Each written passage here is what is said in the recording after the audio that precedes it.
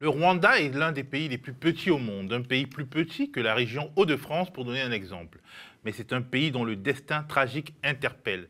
C'est le pays où a eu lieu le dernier génocide du XXe siècle en 1994. Un génocide qui a eu lieu lui-même à la faveur d'une guerre civile qui était aussi une guerre d'influence post-guerre froide entre la France d'un côté qui soutenait le régime en place et les États-Unis qui étaient aux côtés de l'opposition armée. Ce conflit sanglant a remodelé la géopolitique africaine. Dans sa dynamique, il a entraîné un changement de régime en République démocratique du Congo. Voisin du Rwanda, 90 fois plus grand, ce grand pays donc possède pour son grand malheur des réserves immenses de cobalt, de diamants, de cuivre, de coltan et j'en passe. Dans votre téléphone, il y a de manière quasi certaine des composants qui viennent de la République démocratique du Congo. Si l'on en croit mon invité, la journaliste canadienne Judy River, c'est parce qu'il a permis, c'est notamment parce qu'il a permis aux grandes compagnies internationales d'avoir la main sur le trésor congolais que Paul Kagame, le président du Rwanda, bénéficie d'une impunité en or massif. Alors que son armée et que son régime ont été mis en cause dans la mort de plusieurs centaines de milliers de personnes. Judy River va à contre-courant d'un grand nombre d'analystes sur la situation rwandaise qui décrivent Paul Kagame comme un grand pacificateur et comme l'artisan des succès économiques de son pays, présenté comme le paradis des start-up et de l'innovation en Afrique. Elle vient de publier aux éditions Max Milo le livre Rwanda, l'éloge du sang, qui attaque, bille en tête, le numéro 1 rwandais. Bonjour Judy. Bonjour. Avant d'entrer dans le vif du sujet, je voudrais qu'on évoque un autre sujet, disons un sujet dans le sujet. Votre livre a obtenu de nombreux prix littéraires au Canada et a bénéficié d'une bonne couverture critique aux États-Unis, mais il a failli ne jamais être édité en France. Racontez-nous comment et pourquoi. Bon, c'était en 2018, après la sortie de l'édition anglaise, que j'ai signé un contrat avec les éditions Fayard à Paris pour éditer et publier le livre en question. Et normalement, le livre aurait dû être publié en 2019 pour le 25e anniversaire du génocide. Mais j'étais surprise et très déçue. J'ai été informée en mars 2019 que Fayard avait renoncé à la publication. Et ce n'est pas été clair pour moi les raisons de cette décision.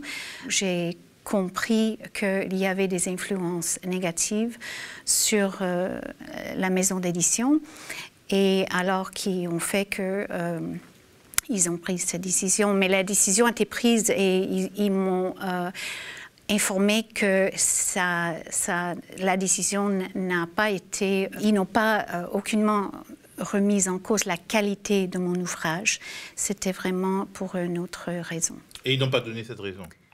Non, il n'y a pas eu non, des bruits de couloir. Pas expliquer. Non. Il n'y a pas eu des bruits de couloir, des confidences qui... Bon, oui, j'ai appris qu'il y avait la pression politique sur les éditions Fayard. Mais est-ce que c'était la pression politique française auprès du cabinet de Macron, ou est-ce que c'était des lobbies pro-FPR en France? C'est-à-dire le parti de Paul Kagame, le président du Rwanda. Exact. J'ai aussi... c'était des rumeurs, mais j'ai aussi appris qu'il y avait des pressions politiques des lobbies israéliens qui ne voulaient pas que mon livre soit publié. Alors, c'est très grave que ce genre de choses arrive en France, et mon éditeur à Toronto a été très, très choqué par cette décision. Et la rédactrice qui travaillait à l'époque à Fayard, elle était bouleversée. Elle était vraiment consternée, et elle n'avait jamais vu ça dans sa vie. Finalement, les éditions Max Milo ont récupéré le livre, et il est désormais disponible depuis la mi-septembre dans toutes les bonnes librairies et sur les plateformes, même si on peut choisir les réseaux de libraires plutôt que les plateformes qui ne payent pas leurs impôts. Alors, votre récit de ce qui s'est passé au Rwanda, et de ce qui se passe au Rwanda toujours aujourd'hui, prend le contre-pied total du discours majoritaire. Le président Paul Kagame, considéré comme celui qui a mis fin au génocide des Tutsis, vous le présentez comme un auteur impuni de crimes contre l'humanité. Expliquez-nous votre thèse de la manière la plus pédagogique possible pour un public qui n'est pas forcément averti, mais qui a besoin de comprendre, parce que le Rwanda, c'est quand même quelque chose qui est paradigmatique de notre monde, de notre société contemporaine, de notre société des nations contemporaines. Donc les gens ont besoin de comprendre, mais expliquez-leur comme ils peuvent le comprendre. Comme vous dites, Paul Kagame, qui est le leader rwandais et qui a dirigé le Rwanda après le génocide, il est connu pour avoir arrêté le génocide, mais il n'a pas stoppé le génocide. C'est le sujet de mon livre.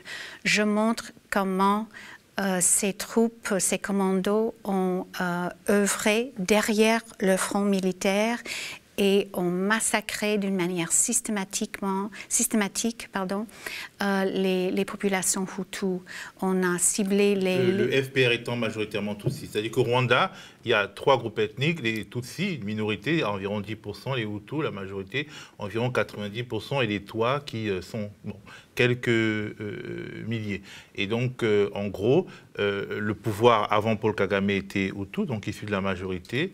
Il y a une guerre civile qui a opposé la majorité Hutu, pour être vraiment grossier, et des Tutsis de l'extérieur qui avaient été exilés parce qu'ils avaient été l'objet de persécutions.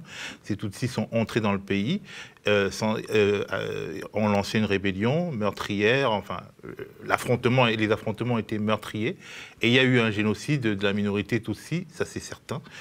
Et ce que vous dites, c'est qu'en plus de ce génocide de la minorité Tutsi, dès le commencement, et peut-être même avant les actes de génocide les plus criminels contre les Tutsis, la rébellion, puis le gouvernement de Paul Kagame ont massacré sur un mode... ont massacré de manière ciblée des Hutus. C'est ce que vous dites. Oui, je montre la campagne... d'évasion, en fait, la guerre avant le génocide. Durant cette guerre, les troupes de Kagame ont déplacé 1 million de paysans dans le nord, principalement Hutus, à partir de 1990, au moment de l'invasion, et mené une guerre de terre brûlée, une campagne de terre brûlée. Et je montre aussi que les commandos de Kagame ont déclenché le génocide dans un sens, parce que l'acte qui a déclenché le génocide, c'était l'assassinat du président Habyarimana, qui était le leader Hutu. Et comme vous dites, les majorités des Rwandais sont des Hutus. Et ensuite, pendant le génocide des Tutsis, les troupes de Kagame ont mené une campagne contre les Hutus, ont massacré les Hutus et ont caché leurs crimes d'une manière assez étonnante. Il n'a pas stoppé la violence parce que cette campagne meurtrière a continué après juillet 1994, après la fin officielle du génocide contre les Tutsis. Ensuite, je dis aussi que le FPR a alimenté le génocide contre sa propre ethnie, a alimenté le génocide contre les Tutsis en infiltrant les milices Hutus et en participant directement au massacre des Tutsis auprès des barrières à Kigali, mais dans toutes les préfectures du Rwanda. Donc, en gros, votre thèse, c'est qu'ils avaient besoin, quelque part, d'un génocide de leur propre ethnie pour se légitimer, étant donné qu'ils représentaient une sorte de minorité démographique. Donc, c'est très grave comme accusation. Quels sont les éléments sur lesquels vous fondez pour tenir de tels propos? Parce que, justement, vous êtes accusé de révisionnisme, parce que en gros c'est comme si vous alimentiez une théorie conspirationniste expliquant que les Tutsis se sont auto-massacrés. Donc c'est quelque chose d'extrêmement important. J'aimerais savoir sur quoi vous vous fondez. Mais d'abord je voulais dire un mot sur comment le FPR a été fondé. Le FPR a toujours été dirigé par des Tutsis qui ont grandi en Ouganda. Ce ne sont pas des Tutsis de l'intérieur. Alors, souvent, il faut faire la séparation, la distinction entre les Tutsis de l'intérieur qui sont victimes d'un génocide et les Tutsis qui ont grandi en Ouganda et qui ont formé le FPR. Par rapport aux infiltrations du FPR, aux infiltration des milices Hutus, c'est quelque chose que j'avais appris dans les documents confidentiels du TPIR. Le TPIR, c'est le Tribunal pénal international pour le Rwanda qui a été créé pour juger les crimes les plus sévères qui ont été commis en 1994. Et il y a quelques dénonciateurs et des gens qui ont travaillé au tribunal qui m'ont fuité des documents. Et que disaient ces documents?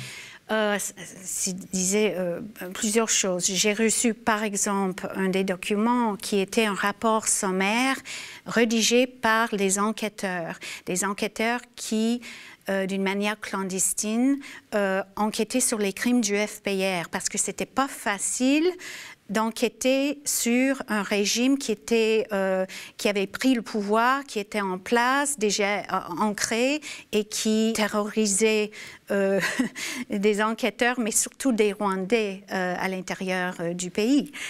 Alors voilà, c'est quelque chose.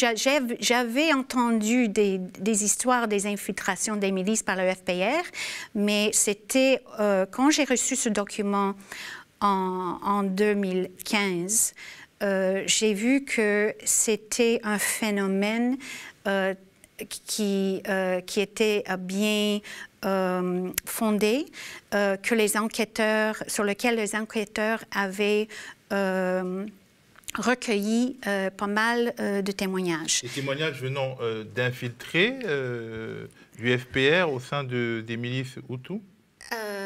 Oui, j'imagine, mais en fait, le rapport était basé sur 40 déclarations. La majorité de ces déclarations étaient des dissidents, étaient des ex-membres du FPR, des officiers et des soldats qui avaient fui. Alors, ce n'est pas une accusation qui était propagée ou exposés par les Hutus. C'était vraiment les Tutsis qui ont été des membres, qui ont vraiment vécu à l'intérieur du régime, souvent des gens proches de Kagame qui ont exposé ce phénomène. Alors, c'est très, très important.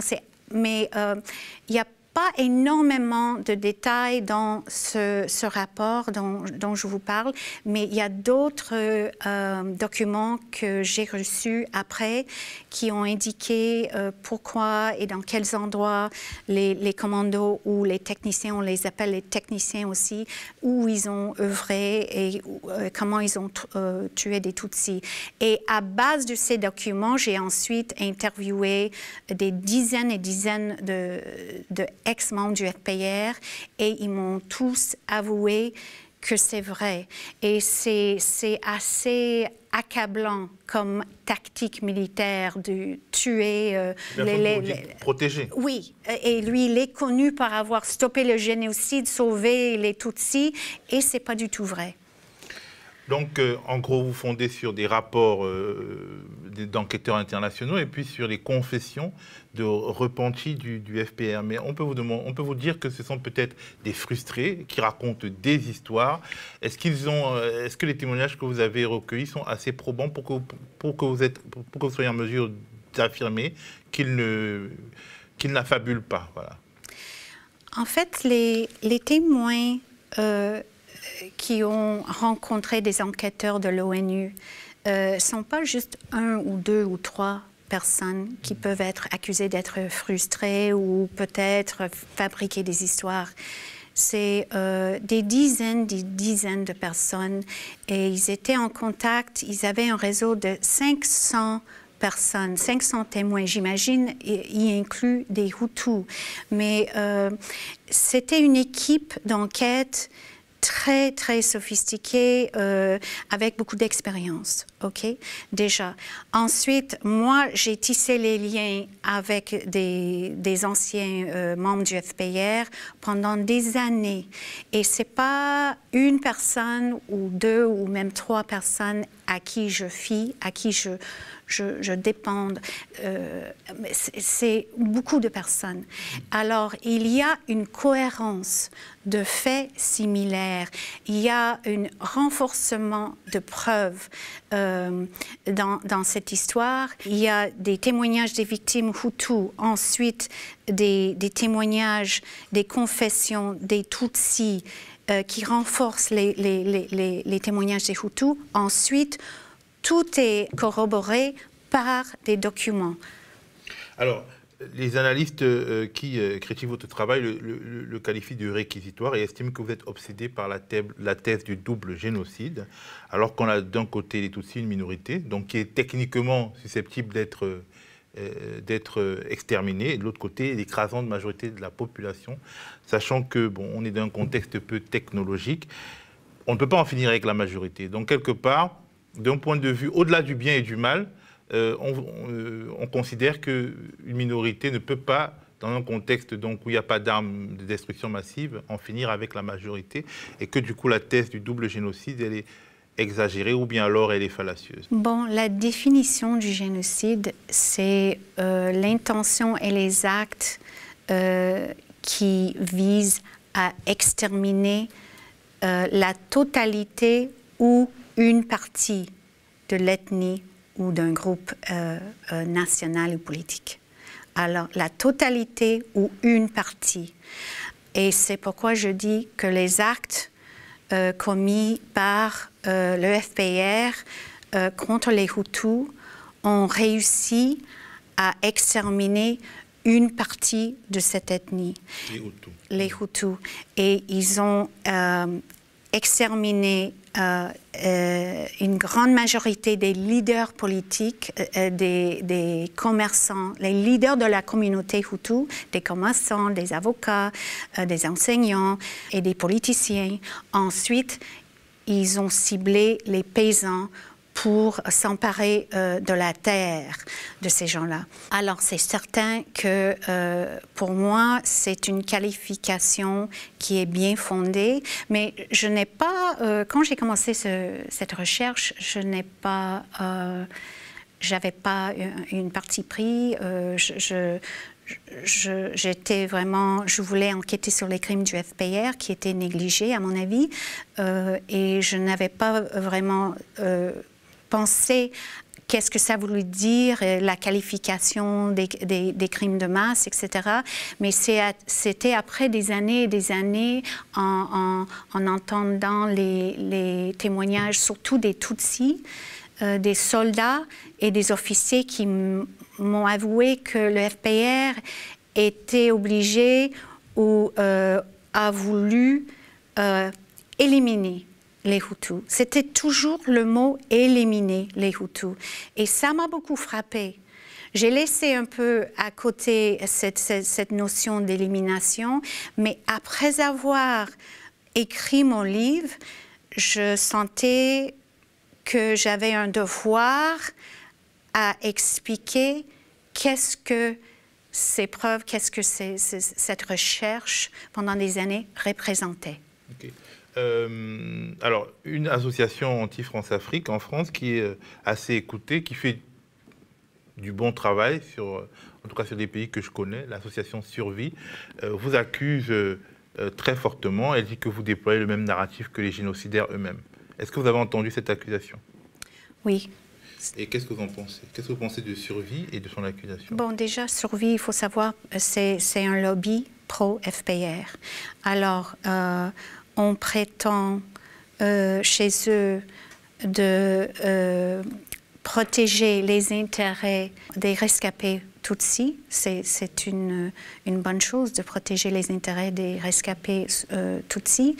Mais au lieu de faire ça, comme des associations des rescapés Tutsis qui sont influencées par le FPR, Survie protège des intérêts du FPR, du régime qui est prédateurs au Rwanda et au Congo.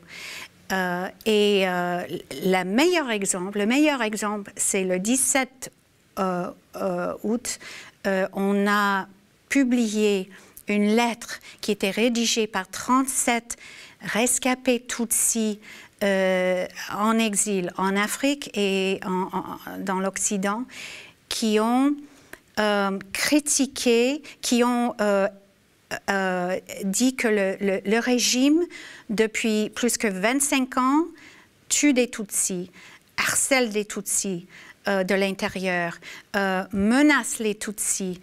Et il voulait expliquer à la communauté internationale que les Tutsis de l'intérieur sont les cibles du FPR. Le FPR qui est plutôt les Tutsis qui sont revenus d'exil d'Ouganda. Le FPR, principalement formé en Ouganda, mais maintenant, il y a des Tutsis de l'intérieur qui travaillent au sein du FPR, c'est sûr.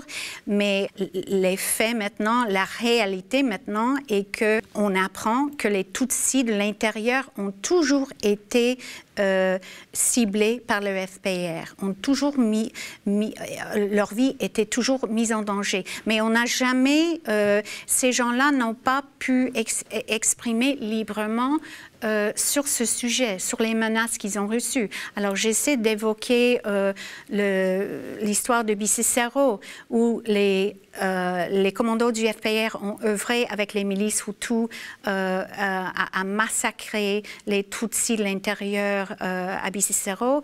Et il se figure que les Tutsis de Bisesero ont été attaqués même après juillet 1994. Et les femmes Tutsis ont été violées par des soldats du FPR, d'après les témoignages que j'ai recueillis. Alors que ces femmes sont Tutsis de l'intérieur. Et pourquoi le FPR s'en prendrait donc à une communauté qu'il est censé défendre en ce qui concerne le massacre de Bisesero? En fait, c'est un massacre emblématique du génocide. Et vous expliquez on a vu des miliciens Hutus massacrer des civils sans défense. Et vous expliquez qu'il y a eu cette infiltration de membres du FPR à Bisesero. Et donc pourquoi, en fait, par la suite, le FPR serait revenu, après avoir infiltré, pour harceler ces Tutsis, pour qu'ils ne parlent pas? Après le génocide, pour qu'ils ne parlent pas, mais c'est aussi pour semer la terreur sur la population. C'est assez difficile à comprendre, mais essentiellement, c'est pour contrôler la population, pour contrôler les Tutsis.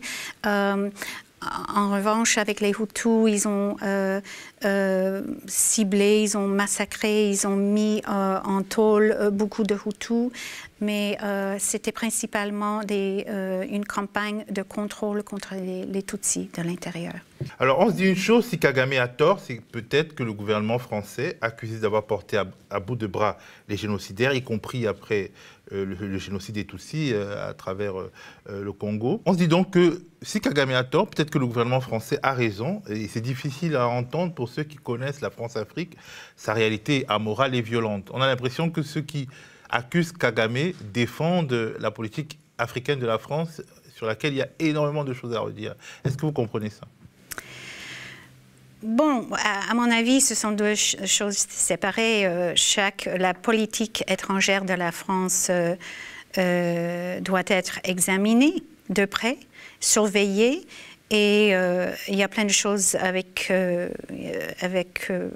il y a des choses qui me choquent sur le plan, sur le continent africain, le comportement des Français, mais en l'occurrence, durant le génocide, au mois de juin, quand le président Mitterrand a décidé d'envoyer son armée au Rwanda, c'était pour des objectifs humanitaires.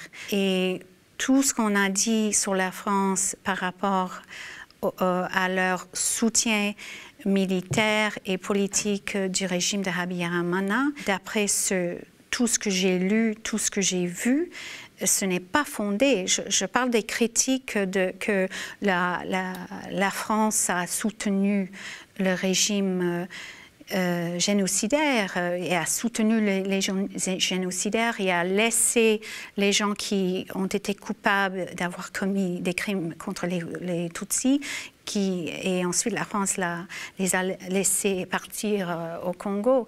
Je ne vois pas des faits qui sont fondés. Je conteste cette version. Je vois la France, un gouvernement qui a fait beaucoup de pression sur le régime Habyarimana à partir de 1990, à faire des concessions au FPR, à faire des concessions militaires et politiques.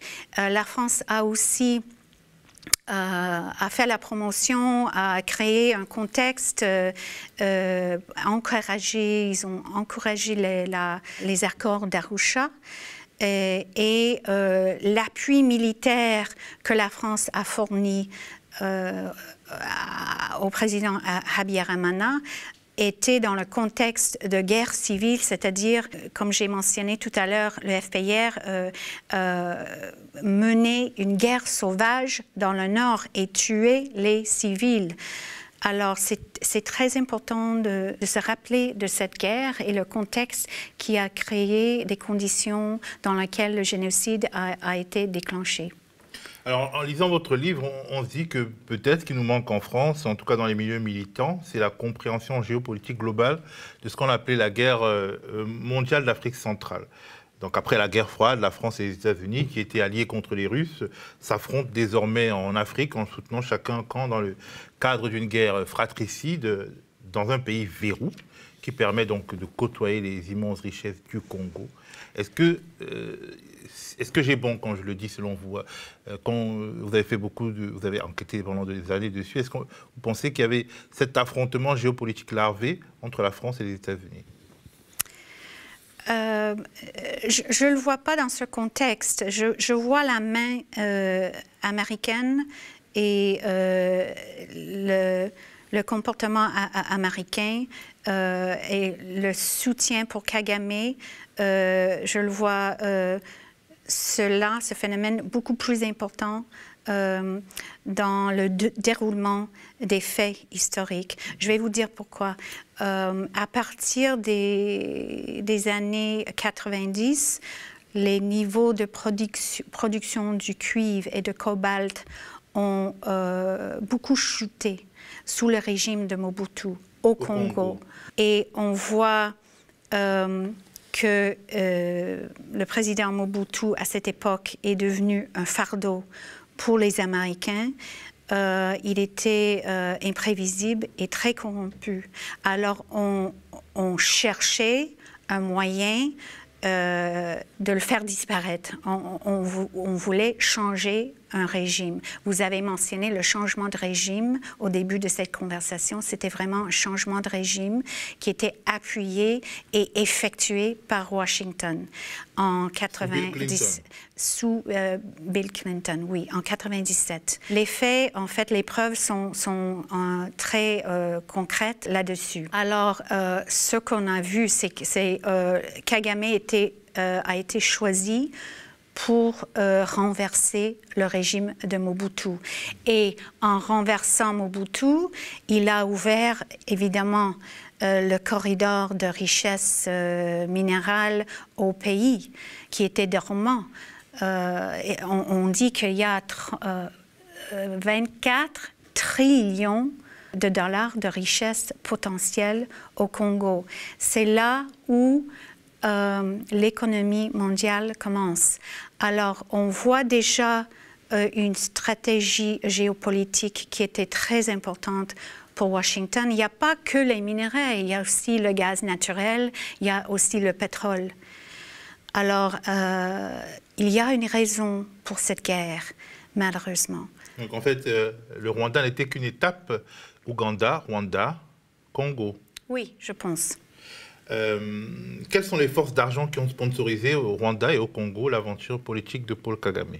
les entreprises, les multinationales? Bon, toutes les grandes sociétés minières qui existent au Canada, comme Tenke Mining à l'époque, et il y avait American Mineral Fields.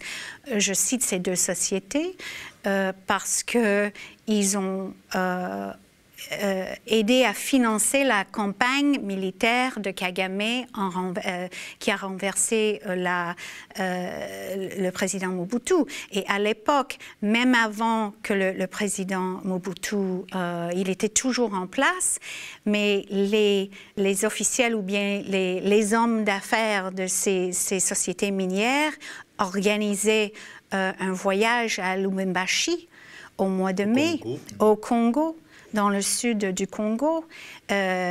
Imaginez-vous, même avant le changement de régime, il y avait toujours Mobutu en place et Robin Sanders, qui était le directeur du National Security Council, c'était un officiel de l'État américain qui est sur un avion avec des hommes d'affaires des grandes sociétés internationales minières.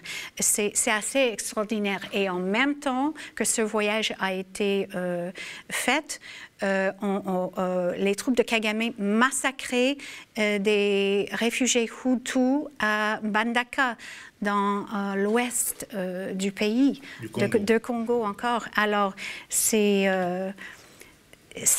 affreux.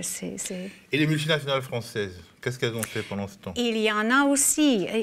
Il y a aussi des sociétés au Moyen-Orient qui s'enrichissent. Je cite dans mon livre, le début du livre, une société du groupe Bolloré qui prenait du coltan et qui allait de Kigali envers d'autres marchés dans le monde. Alors ils ont fait partie, ils ont été cités par les enquêteurs de l'ONU en faisant partie de plusieurs sociétés qui pillent et qui alimentent la guerre au Congo. Ce qui est important, c'est de savoir qu'en fait, ce coltan, c'était un coltan de contrebande, c'est-à-dire le coltan du Congo volé et transporté au Rwanda, puis transporté sur les marchés internationaux, qui va se retrouver dans nos téléphones et nos objets électroniques de cette manière-là. Exact. Comment expliquer donc que les gouvernements français, en particulier sur Sarkozy et Macron, aient été autant soucieux de se réconcilier avec le Rwanda de Paul Kagame après tout ce que vous décrivez?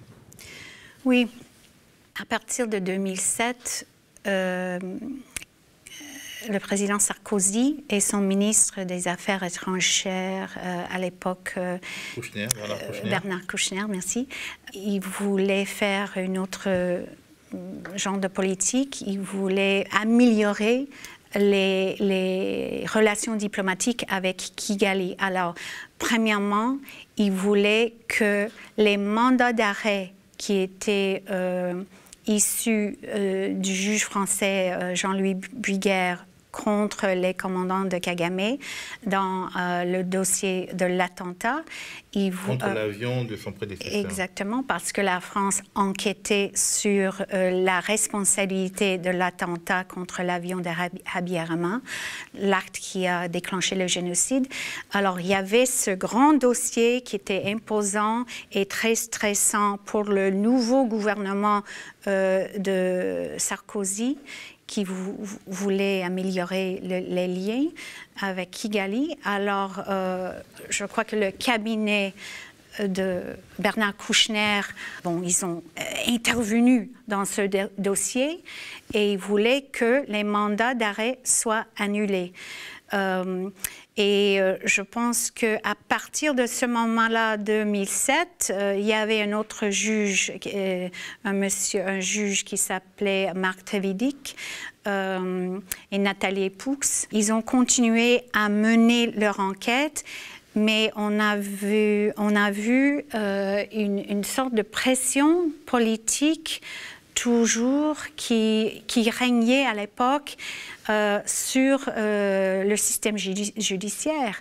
Et vous avez vu peut-être récemment que l'affaire a été classée, on a annulé, l'enquête est maintenant terminée et les membres du FPR ne sont plus mis en examen. L'affaire est terminée. Ce que je veux savoir, c'est pourquoi le Rwanda n'est qu'un tout petit pays de peu d'importance d'un point de vue financier. Le Rwanda est un pays pauvre, la France est un pays riche. Et pourquoi donc ce pays riche, finalement, donne des gages à un pays pauvre dont il n'a pas absolument besoin? Je pense que c'était très compliqué pour Sarkozy, mais la justice, ça ne l'intéresse pas. En fait, les intérêts géopolitiques étaient primordiaux. En fait, les intérêts économiques au Congo encore une fois, Kagame qui a ouvert le corridor de richesse, on a vu à quel point les sociétés internationales, mais surtout des sociétés françaises, parce que les sociétés comprennent des intérêts français et américains dans une société. Alors ça, c'est pour des intérêts économiques et géopolitiques au Congo. Et les réseaux que Kagame a créés au Congo sont toujours là. Il a facilité l'ouverture de cette économie, mais les réseaux qu'il a créés, les réseaux Bolloré, réseau de American Mineral Fields, et puis cette société a changé, mais ce réseau existe toujours. Et c'est ça qui l'intéresse beaucoup plus que la justice ou bien la vie des millions de Congolais. Alors, comment vous décrivez Kagame comme un criminel impuni? Comment orchestrer une telle impunité alors qu'il y a un tribunal pénal international pour le Rwanda qui a été mis en place par l'ONU? Il a siégé pendant des années ce tribunal. Les crimes que vous évoquez ont eu lieu quand même devant les forces onusiennes, devant les forces internationales. Comment l'impunité internationale s'organise-t-elle au XXe siècle et au XXIe siècle par la suite? Je montre comment le tribunal pénal international pour le Rwanda, qui a été créé après le génocide, comment ça a été contrôlé par Washington. Je montre que les enquêteurs de l'ONU qui avaient ramassé assez de preuves pour faire des inculpations, pour inculper Kagame, mais aussi pour inculper ses commandants. Ces enquêtes n'ont pas abouti parce que le procureur à l'époque Carla Del Ponte, qui voulait inculper le FPR pour ses crimes, a été remplacé. Et ce sont des États-Unis qui ont pris cette décision. Alors ensuite, dans un deal, je parle de ce deal, cet accord dans mon livre, les États-Unis ont convaincu l'ONU de laisser la juridiction, la compétence aux Rwandais pour juger les crimes du FPR. Alors, ça veut dire qu'au lieu de laisser l'ONU juger les crimes du FPR, les États-Unis ont convaincu l'ONU de transférer la juridiction des crimes à Kigali. Ça veut dire que... En gros, on laisse au FPR le soin de juger le FPR. Oui, c'est extraordinaire. Alors, c'est des criminels qui ont la capacité, l'opportunité d'enquêter sur leurs propres crimes. Quelques questions d'actualité à propos du prix Nobel de la paix 2018 du docteur Denis Mukwege, congolais aussi appelé l'homme qui répare les femmes. Regardons pour une mise en contexte un petit zap vidéo. En République démocratique du Congo, depuis 1997, on estime qu'1 demi-million de viols auraient été perpétrés. Une arme de guerre utilisée par tous les groupes armés congolais ou rwandais. Au-delà des blessures physiques, les traumatismes psychiques sont profonds pour les femmes et les enfants qui en sont victimes. Un médecin, considéré par beaucoup comme un héros, un saint même, s'emploie inlassablement à réparer les corps. Des coups de sifflet, des pancartes, en voiture, à moto, dans des bus bondés, des centaines de personnes. Les rues de Bukavu ressemblent à un lendemain d'élection. Le docteur Denis Mukwege, prix Nobel de la paix. Nous aimons tous les belles voitures, les bijoux, les gadgets. J'ai moi-même un smartphone. Ces objets contiennent des minéraux qu'on trouve chez nous, souvent extraits dans des conditions inhumaines par des enfants jeunes qui sont victimes d'intimidation et de violences sexuelles. En conduisant votre voiture électrique, en utilisant votre smartphone, en admirant vos bijoux, réfléchissez un instant au coût humain de la fabrication de ces objets.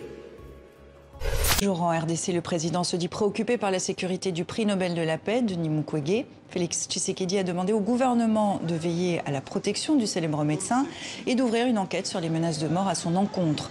Le docteur Mukwege, critique des autorités, propose notamment la création d'un tribunal pénal international pour la RDC. Alors, pourquoi un tel homme est menacé de mort et pourquoi le Rwanda de Paul Kagame est accusé d'être derrière ces menaces? Dr Mukwege mène depuis longtemps une campagne favorable qui vise à créer un tribunal qui pourrait juger les crimes commis au Congo.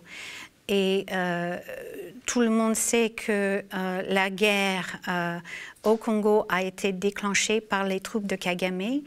Et Kagame et ses troupes et les milices qu'il a gérées depuis des années sont responsables pour les pires atrocités. Ça ne veut pas dire qu'il n'y a pas d'autres éléments et d'autres acteurs qui ont commis des crimes, mais un tribunal créé dans l'avenir pour juger les crimes va certainement juger Kagame et les membres de son régime. Alors, c'est pourquoi les appels de Dr Mukwege sont très importants et c'est pourquoi c'est quelque chose que Kagame n'est pas d'accord. Alors, les critiques de Mukwege sont de pire en pire par les membres du régime. Et depuis un certain temps, Mukwege a reçu des menaces assez troublantes par rapport à sa sécurité et par rapport à la sécurité de ses membres de famille. Alors, c'est bien qu'il parle ouvertement de ces menaces et c'est bien qu'on commence à parler de qui est responsable pour ces menaces. Et je vois aussi des choses positives dans le sens que je vois le Parlement européen la semaine dernière qui a appelé au Conseil de sécurité de l'ONU pour créer un tribunal pour le Congo. Alors, il y a quand même de bonnes choses qui se passent et je pense que l'honneur, c'est aux efforts de Mukwege qui sont responsables pour ça. Le docteur Mukwege est un des hommes les plus courageux et les plus vertueux, les plus altruistes, en tout cas que notre monde connaisse aujourd'hui. Il a décidé de retourner dans une ville très dangereuse, dans un pays très dangereux, alors qu'il avait le choix pour pouvoir s'occuper des victimes des atrocités de guerre au Congo.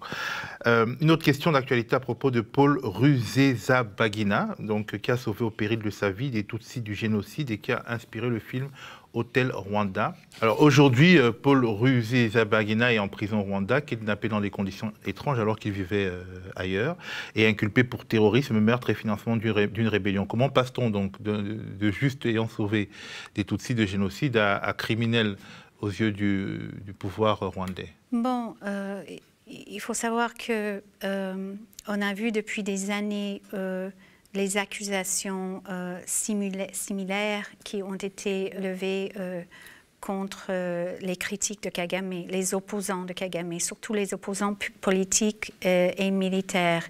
Et quand il s'agit des Tutsis ou des Hutus qui ont une certaine réputation, une bonne réputation sur le plan international, en l'occurrence Paul Rusesabagina, on ne peut pas l'accuser d'être génocidaire, c'est un Hutu, mais on peut accuser de beaucoup de choses. Kigali accuse, généralement les accuse d'être des terroristes. Alors, Rusesabagina, il est connu pour avoir sauvé des Tutsis durant le génocide, mais depuis 15 ans, Kigali mène une campagne de dénigrement contre cette personne pour différentes raisons. Paul Kagame craignait Paul Rusesabagina avait des espoirs politiques ou des aspirations politiques au Rwanda et ça ne lui a pas plu. Et ensuite, Paul Rusesabagina a commencé à partir de 2006-2007 à parler. Il a parlé des massacres du FPR qui ont été commis durant le génocide. Alors, il voulait vraiment attaquer le récit officiel du régime. Et c'était quelque chose qui a pris du temps. C'est quelque chose qu'il a essayé. Bon, il a essayé de convaincre le tribunal de l'ONU d'enquêter et de poursuivre le FPR pour ses crimes. Alors ça, c'était une autre raison pour laquelle Rusesabagina a été ciblé. Mais plus récemment, Rusesabagina, dans les dernières années, il avait un mouvement politique qui s'appelait le MRCD et qui avait un aile militaire. Alors, on ne connaît pas beaucoup sur le parti militaire de ce mouvement politique qu'il dirigeait, mais Kigali l'accuse d'avoir mené des attaques meurtrières dans le sud du Rwanda. Alors, il se figure que Paul Rusesabagina a été kidnappé à Dubaï. Il a été mis sur un avion et il s'est retrouvé à Kigali. Maintenant, il est accusé de plusieurs crimes et il va faire face à un tribunal, à un procès bientôt. Merci Judith d'avoir accepté de discuter avec nous. Je vous remercie.